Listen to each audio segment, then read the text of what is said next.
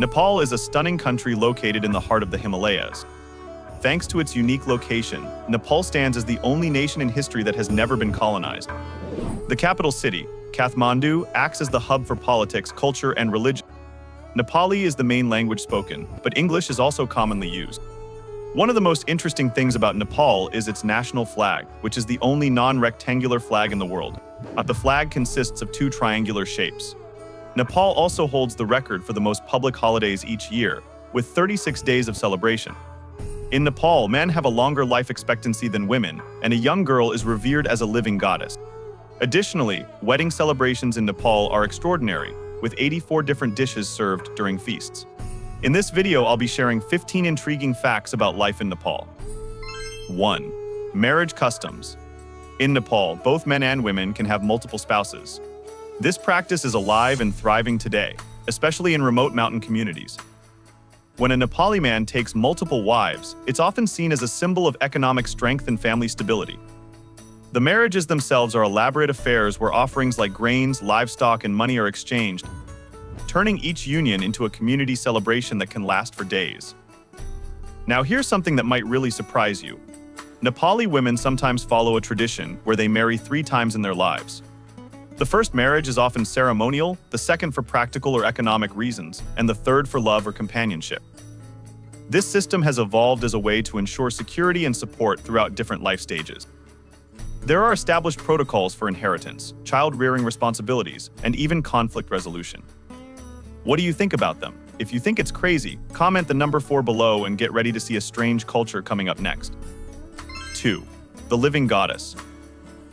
Imagine being chosen as a child to become a living embodiment of a goddess. Right now in Kathmandu, there's a young girl known as the Kumari who is revered as the living incarnation of the goddess Teleju, representing compassion and divine power. The selection process for becoming a Kumari is incredibly rigorous. The chosen girl must meet 32 specific physical and spiritual criteria, from having perfect teeth to showing no fear when confronted with frightening masks and loud noises. Once selected, her life transforms completely. The Kumari lives in an ancient palace in Kathmandu's Durbar Square, where she participates in traditional rituals and serves as a spiritual symbol for the entire nation. She doesn't attend regular school. Instead, teachers come to her palace to provide education. Her feet cannot touch the ground outside her palace, so when she travels, she's carried or transported in special vehicles. The only way to see the Kumari is to wait at her palace window exactly 9 a.m. or 4 p.m. when she makes brief appearances. For many Nepalis, catching a glimpse of the Kumari and receiving her blessing is considered incredibly auspicious. But when the Kumari reaches puberty, her divine status ends, and she must return to ordinary life. It's great to have you here. Comment your location so I know where we're connecting from. And here's something that might shock you if you're used to modern transportation infrastructure. 3. A country without railways. Nepal, despite being a country of nearly 30 million people, has absolutely no railway system. 0. Not a single train track crosses this mountainous nation. Instead, buses reign supreme as the kings of public transportation. Nepali buses are rolling works of art, painted in vibrant colors and adorned with religious symbols, lucky mantras, and intricate decorations. Each bus is customized uniquely, featuring everything from twinkling LED lights to sound systems that play lively music throughout the journey. These colorful buses navigate some of the world's most dangerous roads, winding through narrow mountain passes that sometimes cling precariously to cliff edges. The drivers are skilled beyond belief, maneuvering these decorated vehicles through hairpin turns and steep inclines that would terrify most Western drivers. Enjoyed the video? Don't forget to ring the bell, share it with your friends, and hit that subscribe button if you haven't yet. It truly helps me out, and I promise to bring you even more awesome content. And here is the next interesting contradiction. 4. Cultural rules. Public displays of affection between men and women are considered deeply inappropriate. If you're visiting as a couple, holding hands or hugging in crowded places will definitely draw curious stares and disapproving looks. But here's the fascinating contradiction that confuses many Western visitors. You'll regularly see Nepali men walking hand in hand, talking closely, and showing physical affection with each other. This isn't romantic. It's a natural expression of friendship and brotherhood that's completely normal and accepted in Nepali culture. 5. A wedding feast of 84 dishes. If you think a wedding buffet with 20 dishes is impressive, Wait until you hear about Nepali wedding traditions. Among the Newari people, wedding feasts feature exactly 84 different dishes. Not 83, not 85. Exactly 84 traditional preparations that turn each wedding into a legendary culinary marathon. Each of these 84 dishes carries symbolic meaning, representing prosperity, fertility, longevity, and community bonds. The preparation involves entire extended families working for days, with recipes passed down through generations and techniques that require incredible skill and coordination. We're talking about dishes ranging from rich buffalo meat preparations and fragrant sticky rice cooked with traditional spices to smooth lentil soups and sweet desserts like yomari, steamed dumplings filled with jaggery and black sesame. Each dish is handcrafted using traditional methods. The feast itself becomes a community event where guests don't just eat but participate in a cultural celebration that can last for hours. It's a testament to the importance Nepali culture places on hospitality. Do you want to know what it's like when people party all night in a frozen city at minus 22 degrees Fahrenheit? If you want to discover more about this country, I've left a link in the top corner of the screen. I've also put a direct link to it in the pinned comment below this video. And don't forget to come back, because in the next part, we'll address the stereotype that Nepal is a sexless nation. 6. A sexless nation. There's a persistent myth that Nepal is somehow a sex-free country, and this misconception reveals how little the outside world understands about modern Nepali society. While Nepal projects an image of spiritual purity and traditional values, like many developing countries, it struggles with issues around sex work and human trafficking. What makes this particularly heartbreaking is that many young women from rural areas are trafficked to urban centers or even across borders, but often under false promises of legitimate employment. The combination of poverty, limited education opportunities, and gender inequality creates vulnerabilities that criminal networks exploit. 7. Men's lifespan exceeds women's. Here's a fact that will surprise anyone familiar with global health statistics. In Nepal, men actually live longer than women, with male life expectancy at 71.8 years compared to 71.2 years for women. This places Nepal among a tiny handful of countries worldwide where this pattern exists, defying the global trend where women typically outlive men by several years. What accounts for this unusual statistic? The answer lies in Nepal's unique combination of cultural practices, geographical challenges, and gender roles. Nepali men, particularly in rural areas, maintain incredibly active lifestyles well into old age. You'll see 70-year-old men herding cattle on steep mountain slopes, carrying heavy loads across difficult terrain, and engaging in physically demanding work that would challenge people half their age. The culture of meditation and spiritual practice also plays a role. Many Nepali men incorporate meditation, yoga, and other mindfulness practices into their daily routines, contributing to mental health and stress management that supports longevity. 8. The world's most terrifying airport. If you're planning to trek to Everest Base Camp, you'll likely experience what aviation experts consider the most dangerous airport in the world. Lukla Airport, officially known as Tenzing Hillary Airport, is an engineering marvel and a white-knuckle experience rolled into one. Picture this, a runway just over 600 meters long with a 12-degree incline, situated at an altitude of 2,845 meters above sea level. To put that in perspective, most commercial airports have runways that are 2,000 to 4,000 meters long and completely flat. Lukla's runway is so short and steep that pilots have literally seconds to get everything right during takeoff and landing. The weather conditions make everything even more challenging. Clouds can roll in within minutes, visibility can drop to zero, and the thin air at high altitude affects aircraft performance. Pilots need special certification to fly into Lukla, and even experienced aviators describe it as one of the most demanding airports they've ever encountered. But here's what makes it truly remarkable. Despite these extreme conditions, Lukla serves as the gateway for thousands of trekkers and climbers every year.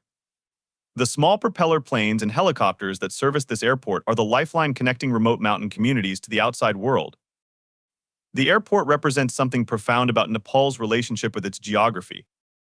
Rather than being defeated by impossible terrain, Nepalis have found ways to adapt and thrive, creating infrastructure that seems to defy logic but serves essential purposes for mountain communities. 9. Kathmandu's photography. CNN recently ranked Kathmandu's photography courses among the top 10 most exciting travel experiences in the world, and once you understand why, you'll see Nepal through completely different eyes. This isn't just about taking pretty pictures of mountains and temples. Kathmandu offers photographers access to an incredible diversity of subjects within a relatively small area. You can capture ancient architecture that's survived earthquakes and centuries of weather, street scenes that blend medieval traditions with modern life, and portraits of people whose faces tell stories of resilience and adaptation. The surrounding valleys provide even more opportunities. Within a few hours of Kathmandu, you can photograph rural villages where life continues much as it has for generations, terraced hillsides that create natural geometric patterns, and mountain vistas that change dramatically with the light and weather. Unlike many countries where you might need expensive permits or extensive travel to reach interesting locations, Nepal offers incredible variety within relatively short distances. The photography courses have become popular because they combine technical instruction with cultural immersion. Participants don't just learn about camera settings and composition. They learn about approaching people respectfully, understanding cultural sensitivities around photography, and capturing images that tell authentic stories rather than perpetuating stereotypes. 10. Festivals. Nepal's festival calendar is unlike anywhere else in the world, with celebrations that literally transform entire cities into living works of art. The International Balloon Festival in Pokhara brings 25 colorful hot air balloons floating gracefully against the backdrop of the Himalayas, creating scenes that look like they're from a fantasy movie. This 9-day festival has put Nepal on the global adventure tourism map, attracting visitors from around the world who come to experience the unique combination of aerial adventure and mountain scenery. But it's just one example of how Nepal has learned to celebrate its natural advantages in creative ways. Then there's Holi, the Festival of Colors, which transforms Nepal's cities into massive, joyful paint fights. Unlike the more commercialized versions you might see in other countries, Nepali Holi maintains deep spiritual significance while creating an atmosphere of pure celebration where social barriers temporarily disappear. During Holi, the entire social hierarchy gets turned upside down. Rich and poor, young and old, locals and visitors all participate equally in the colorful chaos. It's a powerful reminder of the democratic spirit that underlies many Nepali traditions, where community celebration transcends individual differences. 11. Cost of living in Nepal. Here's something that might shock you about the cost of living in Nepal. You can live comfortably in cities like Kathmandu or Pokhara for between $500 to $700 per month, including rent, utilities, food, and entertainment. A decent one-bedroom apartment costs $150 to $300 monthly, utilities add another $40 to $70, and high-speed internet runs about $15 to $20. While living costs are low by Western standards, they must be understood in the context of local wages and economic opportunities. More than half of Nepal's population earns less than $1 per day, making Nepal one of the world's poorest countries, despite its rich natural and cultural resources. The low cost of living has attracted digital nomads and retirees from wealthier countries, creating new economic opportunities, but also raising questions about gentrification and cultural impact. Some neighborhoods in Kathmandu now cater primarily to international residents, with cafes serving Western food and English-language signage becoming more common than Nepali. 12. A culinary unlike any other. Nepali cuisine reflects the country's position between India and China, but it's developed its own distinct identity that surprises most visitors. The national dish, dal bhat, might seem simple at first glance, but it represents a perfectly balanced nutritional system that has sustained mountain communities for generations. Dal bhat consists of rice served with lentil curry, but the variations are endless. The lentils might be prepared with different spices depending on the region, season, and family traditions. It's typically served with vegetable curries, pickles, and sometimes meat, creating a complete meal that provides all essential nutrients. What makes dal bhat particularly interesting is the cultural etiquette surrounding it. It's traditionally eaten with the right hand, and there are specific ways to mix the components that locals learn from childhood. For visitors, mastering the technique becomes a cultural learning experience that goes far beyond just eating. Momos represent another fascinating aspect of Nepali cuisine. These steamed or fried dumplings might look similar to Chinese dumplings, but they've evolved their own distinct flavors and preparation methods. The fillings range from traditional yak meat in high-altitude regions to creative vegetarian combinations in urban areas. Then there's lassi, made from buffalo milk and served in traditional clay pots. Yomari, the fish-shaped dumplings of the Newari people, appear during specific festivals and represent the intersection of food and spiritual practice. These sweet dumplings filled with jaggery and coconut aren't just desserts. They're offerings that connect families to their ancestors and cultural traditions. 13. Riot Gen Z. Recent protests by young Nepalists turned deadly when security forces opened fire on demonstrators, killing 20 young people and injuring many more. What triggered this violence? It wasn't just about social media bans on Facebook and Instagram, though that's how it started.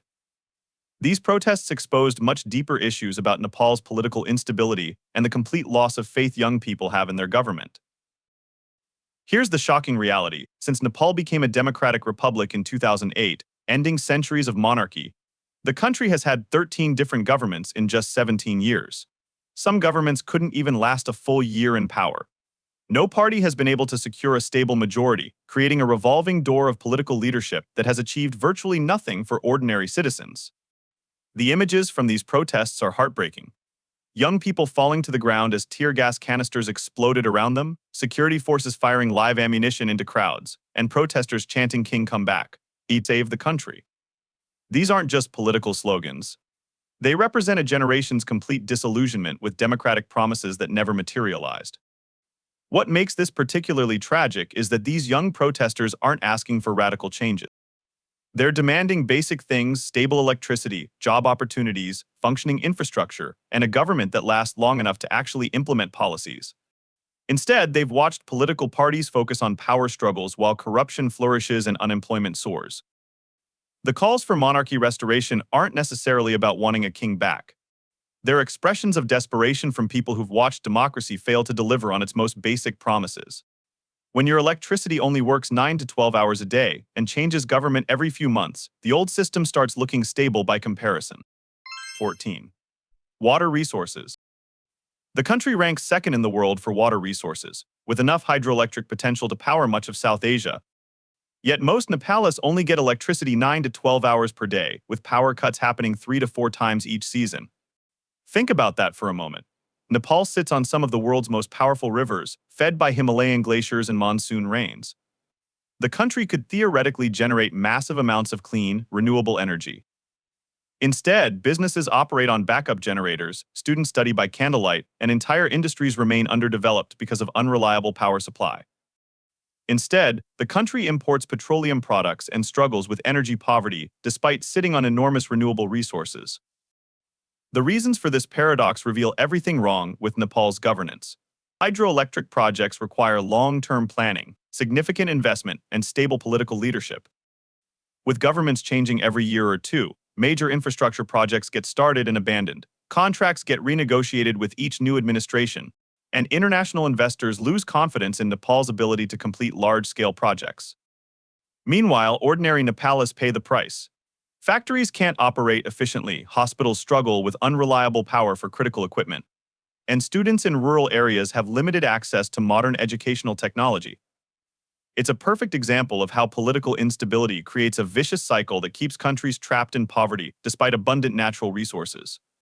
The water resources also represent untapped potential for agriculture, tourism, and industrial development.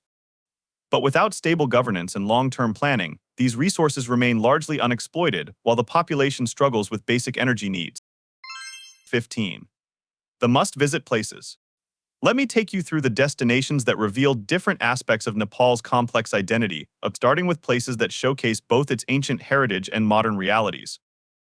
Kathmandu serves as the perfect introduction to Nepal's contradictions. This UNESCO World Heritage Site combines ancient temples and palaces with chaotic modern streets, traditional markets alongside internet cafes, and spiritual seekers sharing space with political protesters. The city's Durbar Square contains centuries-old architecture that survived massive earthquakes, demonstrating both the fragility and resilience of Nepali culture. Walking through Kathmandu's narrow streets, you'll encounter the living goddess Kumari's palace, street vendors selling everything from traditional handicrafts to modern electronics, and the constant sound of motorbikes navigating medieval alleyways. It's a city where the past and present collide in ways that are sometimes beautiful, sometimes jarring, but always fascinating. Pokhara offers a completely different perspective on Nepal's natural beauty and adventure tourism potential. Situated at 9,000 feet above sea level beside a pristine lake, Pokhara provides stunning views of the Annapurna Range and serves as the launching point for some of the world's most spectacular trekking routes. But Pokhara also reveals Nepal's economic dependence on tourism. and the vulnerabilities that creates. During the COVID-19 pandemic, this city that thrived on international visitors became a ghost town almost overnight, showing how external factors can devastate communities that have built their entire economies around tourism. Pashupatinath Temple represents Nepal's spiritual heart and its connection to broader Hindu culture. Located on the banks of the sacred Bagmati River, this temple complex serves as one of the most important pilgrimage sites in the Hindu world. The temple's 4 silver doors depict different aspects of urban and spiritual life, while the surrounding area hosts cremation ceremonies that provide profound insights into Hindu beliefs about death and rebirth. During major festivals like Shivaratri, hundreds of thousands of pilgrims gather here, creating scenes of devotion and celebration that have remained essentially unchanged for centuries. It's a reminder that despite all of Nepal's modern challenges, ancient spiritual traditions continue to provide meaning and community for millions of people. Nagarkot, just 32 kilometers from Kathmandu, offers some of the world's most accessible mountain views, including glimpses of Mount Everest on clear days. This hill station at 7,000 feet elevation has become famous for sunrise and sunset views that attract both international tourists and Nepali families seeking escape from urban pollution and chaos. But Nagarkot also illustrates the environmental challenges facing Nepal.